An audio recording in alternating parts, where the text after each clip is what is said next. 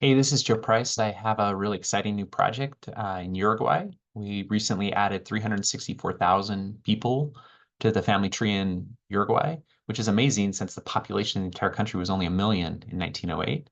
So this is a really a massive amount of tree growth, and now we're going to be doing some follow-up work for these families.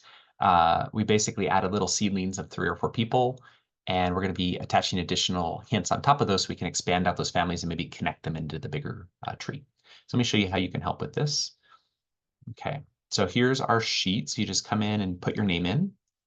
Okay, and you just click on the link, and here you are. Normally we take you right to SourceLinker, but for these, we actually felt like it'd be better to take you to this page. So these are all of the follow-up hints for this person named Rodolfo. You can see there's a bunch. And the reason I like this page is sometimes I can find the records that will most expand out the tree. You can see some of these have him with a child, some with his parents.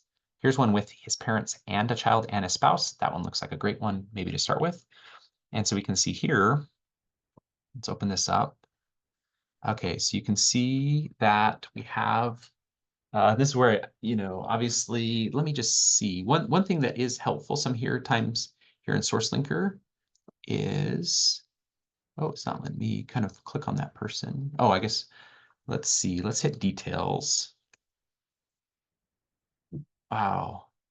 Yeah, this is just such a unique matchup. So 1912, 1913. I just wish I knew how close those two things were. So I'm gonna try one of the others just to start with. Maybe we can figure things out a little bit better. Did I do the same one again? Ah, it looks like I did the same one. Let's kind of scroll down. Okay, here, that's probably a similar record. Let's just start with at the top then. Okay. Actually, this was a great record to start with because you can see this is a spot on match. I can bring this over. So now we do know that he was born in 18, right around 1882. We'll add those things in. We're going to attach the child. There we go. Notice here now we're picking up the parent. Okay, it looks like they're possibly on the tree already. Um, let's take a look. I'm actually just going to create a new person. Ooh, okay, that's weird that it didn't carry over the name. Let's try that again. So what I'm going to do, let's just take a look at this person in a new tab just so we can see if we should attach them or if we should connect them. Okay, here they have a child, Montevideo, 1886, Juancha, Carmen Puyo. Oh man, that's always the hardest decision about whether to just accept the possible match or not, because I'd hate to, connect together two families. Okay, here is a sibling, Montevideo. Go back to the original one here. Let's see where Rodolfo was born. Oh man. Okay. I'm almost positive this is a match, but I'm gonna just pause there. Let me change the person. Let's go to the wife for now. Okay, again, now this one has a possible match, but this one's actually much better because we have birth years. Wow, this is going to be pretty awesome. We're going to really connect together. Um, like we're going to create a really long chain of people for this family. Okay, so now actually the cool thing is at this point, we've actually taken our little seedling and now they're connected right into the tree. So for this family, I might even just stop there because we really accomplished the goal where our seedling is now connected in.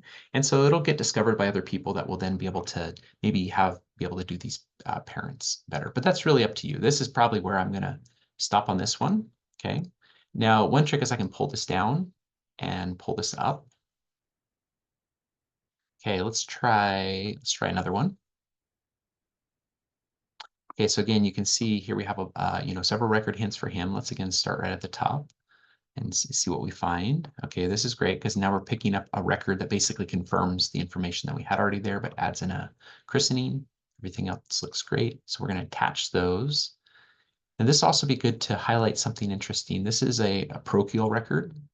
And let me show you what's really neat about these is now I just changed it to that's the focus person. Notice here we have a grandmother, a grandfather. The only downside is it doesn't, like in the way it was indexed, it doesn't tell us who's the paternal grandfather, the paternal grandmother. Maybe that'll be there in the future. But if you feel comfortable looking at images, if you kind of come in here, and I'm not great at this, but the neat thing in these records, if you kind of zoom in, you can see right here, it'll say abuelos paternos, and then it'll be those abuelos maternos, those. And so I will usually just pull this off to the side, and then I'll try to like, oops, let me just there. So I'll have this off here to the side, and then I'll just look for those names of our focus person. And then, obviously I'd have to go find the record for that person. So I'm not saying you have to do this. I'm just saying if you feel really comfortable looking at these images, it can be a great way to add in the grandparents. Okay. Let me also show you another thing I like to do.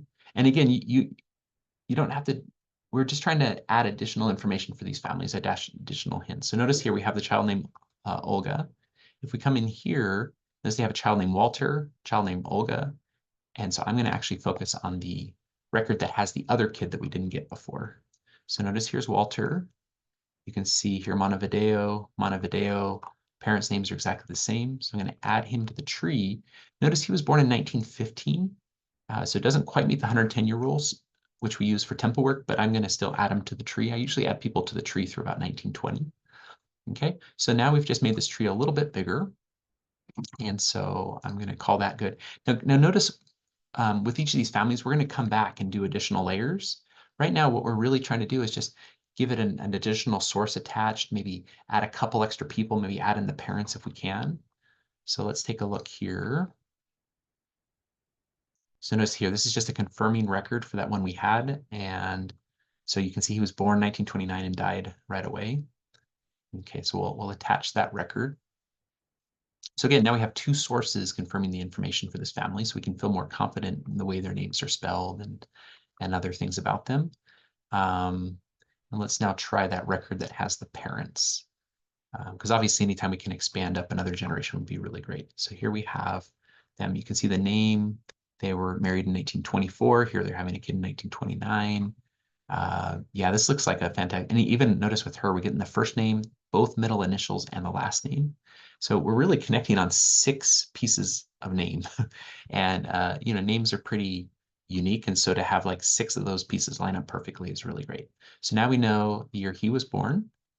Now we know the year she was born and their marriage date. Now we're going to add in his father. Now notice when we go to do this, we have a possible match here. So what I like to do is just open this up in a new link. So let's take a look at this kind of side by side, just see if things line up. So you can see here are their kids, and here we have someone named Salvador, born in Montevideo. Okay, let's take a look at his page. So he's probably our guy. Now notice he doesn't have a spouse. So what I'm going to do in this situation then is I'm going to add this. I'm going to hit select. I'm going to add the wife and hit select. And then what I'm going to do is I'm going to come in and, well, in just a second, I'll merge Salvador. We'll do that here in just one second. But let me first finish and do Salvador's wife. Here, right here, we're going to add in her father. Notice he has a possible match on the tree. Now, if you're not sure, I mean, don't, these are just possible matches. You always want to kind of double check to make sure that they're correct. So here we have, oh, so look at that. There she is. She was already on the tree with this other couple. So we're going to do that. And then we'll do that. And then we're going to actually now have to do 2 merges, which is great. I know people get really, frustrated about having to do merges, but merges are really fantastic. It's a way we make the tree more connected, and we can bring together multiple generations. Okay, so here we go. Notice he's got a duplicate. Let me merge this duplicate. Now we have a separate task on duplicates. So if you don't feel comfortable merging duplicates, then you don't need to do this step. We'll continue to monitor these families and we'll merge all these duplicates. But if you do feel comfortable, I always like to make the tree as clean as possible, as connected as possible. Okay, so you can see that. And then let's go over to Salvador. Okay, here we have Salvador. Let's do his merge. And notice now we've actually accomplished the thing we wanted, which is our seedling, which we added to the tree, is now connected to the bigger tree, which is great. So we'll call that mission accomplished. Okay, and again, there might still be things to do, and you can always do more, but our real goal is to try to, 2 goals, add additional layers of information or confirmation of things that we put on the tree, and then try to branch out if we can and reach other people. And then if you check out more than you need, you can just delete those. But yeah, thank you so much for helping with this project. I'm super excited to work on this one myself because my daughter's serving in Uruguay. It's just a country that has great records, relatively small, is doing well economically. I just think there's so many people in Uruguay that we can help through this project. And I'm super excited for us to grow the tree and then really reach out to everyone to let them know they can come and use Family Search and find their family.